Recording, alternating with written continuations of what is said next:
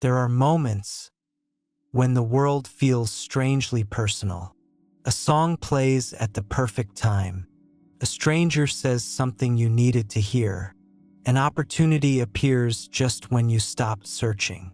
We call it luck, coincidence, destiny.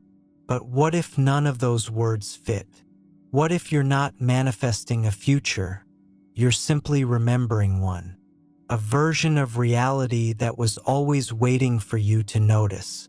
Reality isn't something happening to you. It's something happening through you.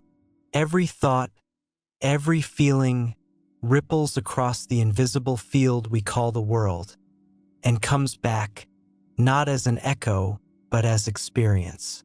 When you say, "I'm unseen," the mirror dims. When you whisper, "I'm enough," the reflection sharpens into light. You think you're looking at the world, but really you're looking at a mirror that only knows how to agree. You've been the author all along, but somewhere between growing up and fitting in, you forgot you were writing. You started reading from a script called reality. I'm not lucky. Things never work out. This is just how life is. But these aren't truths, they're rehearsed lines. And every time you repeat them, the world takes its cue, curtains rise, and the same scene plays again. To change your life, you don't fight the story. You rewrite the voice that's telling it. Manifestation is not a thought exercise. It's a frequency shift. You don't attract what you want, you attract what you are. Every desire carries a signature. Love, peace, power, freedom. To live it, you must become it. That's why the greatest secret is not to chase anything, but to feel as though it's already yours. Because in that moment of belief, the universe says, finally, you've remembered who you were pretending not to be. Physics tells us something astonishing. Every version of reality already exists. Every path, every you, breathing somewhere in possibility.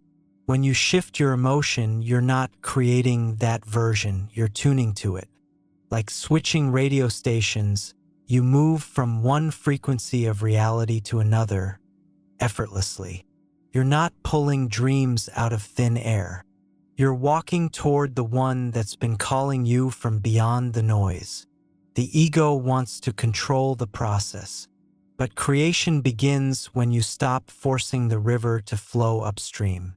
When you release, the current takes over, and somehow you end up exactly where you were meant to be, but lighter. Trust doesn't mean waiting. It means knowing. Knowing that everything you seek has already said yes. So maybe manifestation isn't a trick. Maybe it's a homecoming, a remembering that you are the dreamer and the dream, that the universe doesn't listen, it reflects, that your thoughts are not wishes, they are instructions, and that reality is not a place you go to.